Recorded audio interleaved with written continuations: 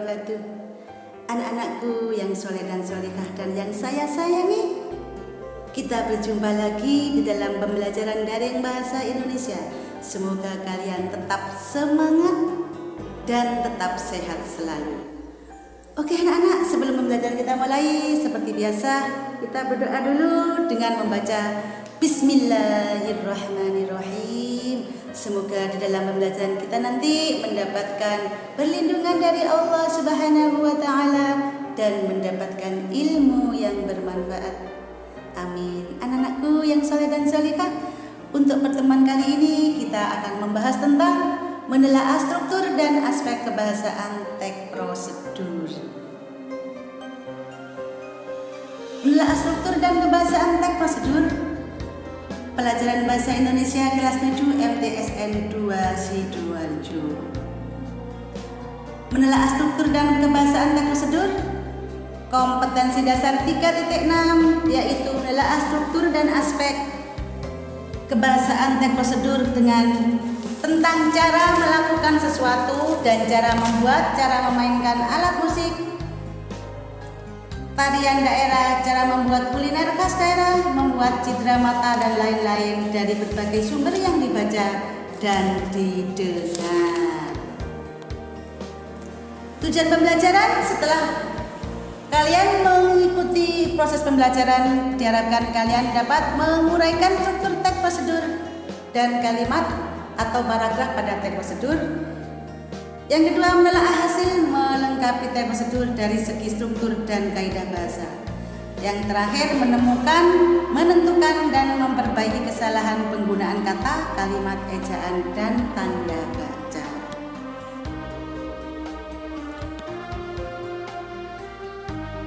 Menelaah teks struktur dan kebahasaan teks prosedur meliputi struktur teks prosedur dan kebahasaan teks prosedur.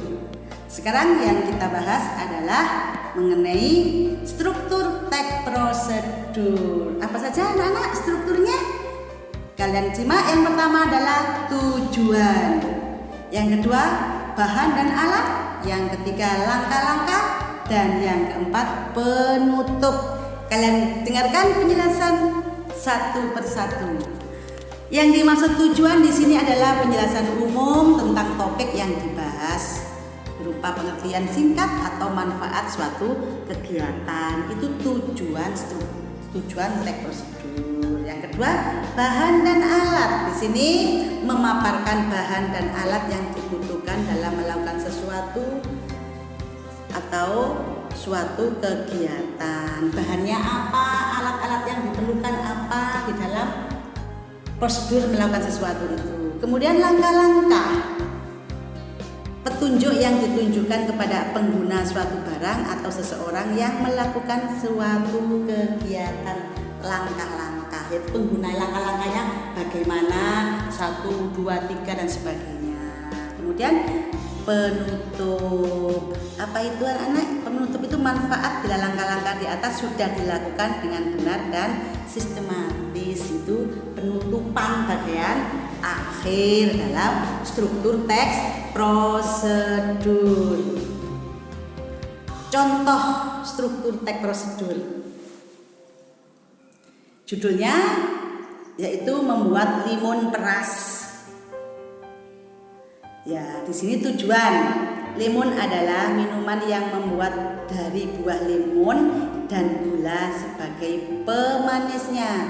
Meskipun bahannya sederhana, namun jika diolah dengan baik akan menghasilkan minuman menyegarkan yang kaya akan rasa. Itu termasuk tujuan. Kemudian langkah-langkah. Pertama, kupas kulit bagian luar lemon tanpa menyertakan bagian kulit dalam yang berwarna putih. Sisihkan buahnya, lalu masukkan kulit yang dikupas dari 3 buah lemon berukuran besar ke dalam wadah. Kemudian taburkan 8-10 sendok makan gula.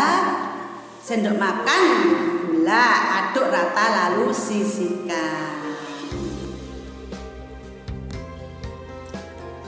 Tutup wadah dengan plastik atau plastik dan simpan di kulkas selama 6-12 jam. Setelah itu masukkan kulit lemon yang setelah didiamkan ke dalam panci. Campurkan 2-3 gelas air dan masuk hingga mendidih. Setelah itu masukkan kulit lemon yang telah didiamkan ke dalam panci. Campurkan 2-3 gelas air dan masak hingga mendidih. Setelah mendidih, matikan api dan saring kulit lemon dan sisihkan airnya saja. Kemudian peras buah lemon dan campurkan dengan air rebusan kulit lemon. Langkah terakhir, diamkan air rebusan lemon yang telah dicampurkan dengan air perasan lemon dan diamkan hingga upaya tidak mengepul lagi. Itu langkah-langkahnya. Setelah tidak panas, masukkan ke dalam kulkas dan tunggu hingga dingin. Sajikan timun di atas es batu. Itu langkah-langkahnya dari awal sampai akhir. Sekarang bagian penutup. Cara membuatnya cukup sederhana dan mudah, bukan? Air rebusan kulit lemon akan menambahkan cita rasa khas yang tidak akan didapatkan dari air perasan lemon saja. Koreksi rasa jika limun kurang manis atau terlalu asam. Anak-anakku, kalian sudah jelas struktur teks prosedur, bagian tujuannya tadi itu, bagian langkah-langkahnya, bagian penutup. Sekarang kita lanjutkan yang kedua mengenai kebahasaan teks prosedur, yaitu 1. Penggunaan kalimat perintah, yang kedua penggunaan bentuk pasif, yang ketiga penggunaan kriteria atau batasan, yang keempat penggunaan kata keterangan, yang kelima menggunakan kalimat saran atau larangan, dan yang keenam menggunakan kata penghubung, yang terakhir penggunaan akhiran i dan akhiran kan. Anak-anakku, itu yang akan kita bahas dalam kebahasaan teks prosedur. Di samping yang saya jelaskan di sini, kalian bisa membaca di buku LKS kalian. Di situ juga banyak contoh-contohnya. Sekarang kita jelaskan satu persatu.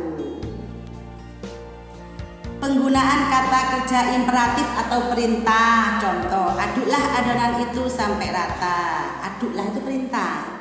Masukkan kue itu ke dalam kardus, itu perintah, ya. Kemudian yang kedua, penggunaan bentuk pasif. Tombol keyboard itu ditekan dengan lembut. Ditekan itu pasif. Kalau aktif, menekan. Karena bentuk pasif itu kata kerjanya diawali dengan di. Nasi itu digoreng ibu pagi-pagi. Digoreng itu termasuk pasif. Kemudian penggunaan kriteria atau batasan. Contoh, masukkan santan setelah daging empuk. Nah, batasi setelah empuk. Tak langsung dimasukkan semuanya. Gunting serong membentuk segitiga sama kaki. Ada batasan. Dibentuk seperti apa bentuk serong supaya bentuk segitiga sama kaki? Ada batasannya. Gak mudah digunting semuanya. Nah, itu namanya ngawur, ya. Kemudian ciri-ciri kalimat perintah. Intonasi pada bagian tengah kalimat naik atau meninggi. Itu ciri-ciri kalimat perintah. Aduklah adonan itu sampai rata. Tuh. Diakhiri dengan tanda baca seru, ya. Diakhiri tanda baca seru. Dalam contoh itu enggak ada tanda bacanya. Sebenarnya diberi tanda baca seru, ya. Kalimat perintah menggunakan pola inversi, terbalik, masuklah, masukkan, tutuplah. Nah, biasanya menggunakan partikel lah atau kah. Aduklah. Berapa? Bisakah? Nah, perintah apa? Buanglah.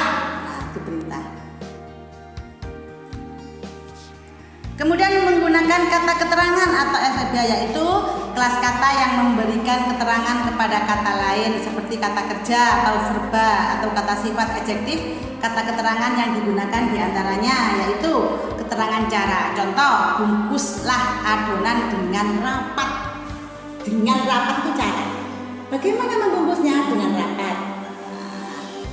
Bunyikan secara serentak semua gendang. Secara serentak itu cara.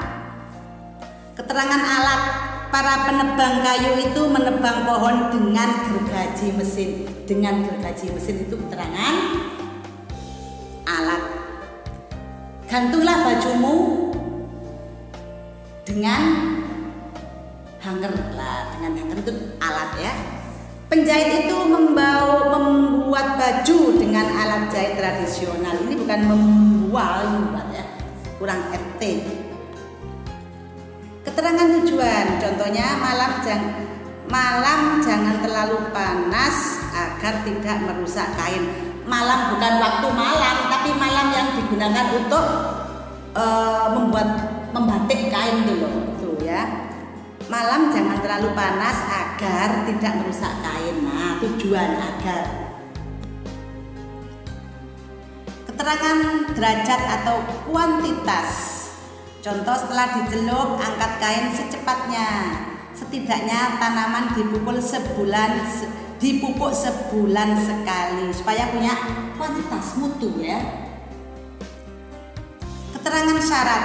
Jika gula terlalu banyak akan cepat gosong. Syaratnya jangan terlalu banyak jika. Nah, itu.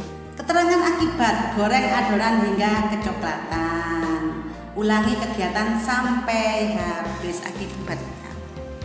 Menggunakan kalimat saran atau larangan. Kata yang digunakan, hindari, jangan. Sebaiknya kamu rebus air itu sampai mendidih. Nah, itu saran. Ingat pesan ibumu, hindari masakan yang manis. Hindari itu melarang, nggak boleh dilakukan ya. Sekarang menggunakan kata penghubung. Kata yang digunakan seperti kemudian, sekarang, berikutnya, setelah ini, itu kata penghubung. Anak-anak goreng ikan itu kemudian hidangkan di meja makan. Kemudian lalu maksudnya ya. Angkat adonan dan setelah dingin cetak. Itu penghubung. 7. Penggunaan akhiran i dan akhiran kan pada teks prosedur. Tabur, loyang dengan mentega. Taburi, bukan taburu ya, taburi itu. Lumurkan mentega pada loyang. Lumurkan itu kan. Taburi, gulai, berarti pemberi gula. Itu yang dimaksud penggunaan akhiran i dan akhiran kan. Nah, demikian penjelasan tentang menelaah struktur dan kebahasaan teks prosedur. Mudah-mudahan kalian memahami dengan baik dan semoga bermanfaat. Amin. Terima kasih. Apabila anak-anak kurang jelas, bisa bertanya melalui grup WA. Saya akhiri. Assalamualaikum warahmatullahi wabarakatuh.